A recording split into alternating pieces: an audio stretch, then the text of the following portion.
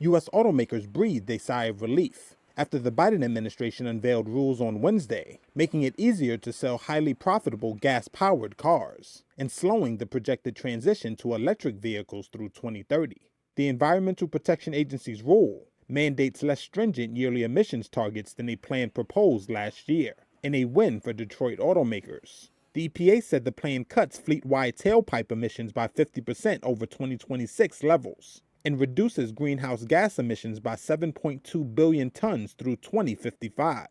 Tesla, some Democrats in Congress, and others had urged the EPA to finalize even tougher rules. The administration's decision to back away from the earlier proposal may disappoint voters who want the government to take more aggressive action to confront climate change. The EPA's revised proposal reflects the political squeeze Biden faces in his re-election campaign.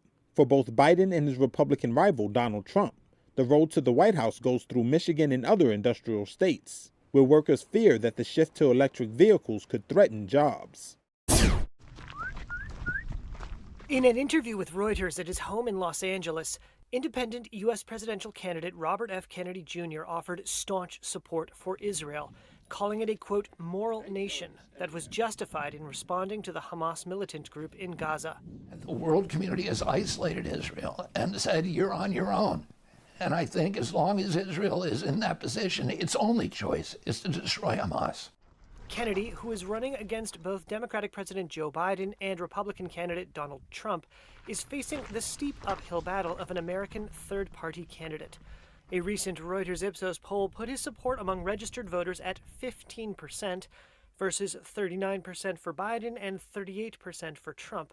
And the 70-year-old environmental attorney understands he needs to distinguish himself from the two major party candidates. I think people are looking for an alternative. How do we get them to let go of the fear and vote instead for hope, for faith in the future, for somebody who inspires them, for somebody they like? Biden has defended Israel's right to respond to the October 7th attack by Hamas, but the president has stepped up pressure on the Middle East ally to reach a 6-week ceasefire in the conflict.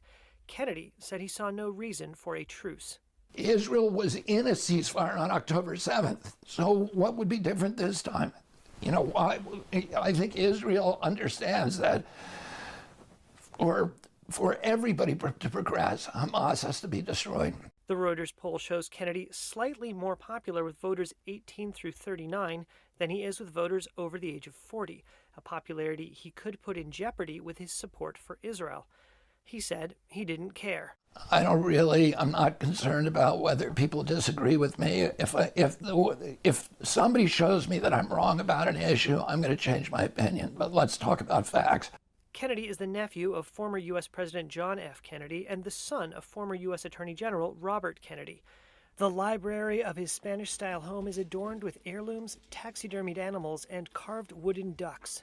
Outside his family name, he is perhaps most known for his anti-vaccine stance, a position that got him temporarily banned from Instagram in 2021 for spreading misinformation about vaccines and the COVID-19 pandemic. He disputes being labeled anti-vaccine and acknowledges that his positions and his political challenge to Biden put him at odds with relatives deeply tied to the Democratic Party. My family has a long history with Joe Biden.